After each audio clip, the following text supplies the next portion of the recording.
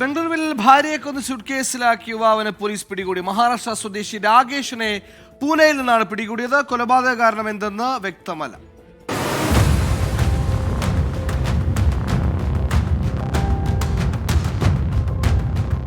ബുധനാഴ്ച രാത്രിയാണ് ഭാര്യ ഗൗരിയെ രാകേഷ് കറിക്കത്തി കൊണ്ട് കുത്തിക്കൊല്ലുന്നത്.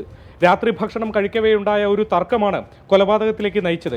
കൊലയ്ക്ക് ശേഷം മൃതദേഹം സ്യൂട്ട്കേസിലാക്കി ശുചിമുറിയിൽ ഉപേക്ഷിച്ച് മുങ്ങുകയായിരുന്നു. പിറ്റേന്ന് വൈകിട്ട് 5 മണിയോടെ വീട്ടുടമയെ പ്രതി തന്നെയാണ് ഫോൺ വിളിച്ച് കൊലപാതക വിവരം അറിയിക്കുന്നത്. പിന്നാലെ പോലീസ് വീട്ടിലെത്തി പരിശോധിച്ചപ്പോഴാണ് മൃതദേഹം കണ്ടെത്തിയത്. കാറിലാണ് പ്രതി ബംഗളൂരുവിൽ നിന്ന് മുങ്ങിയത്.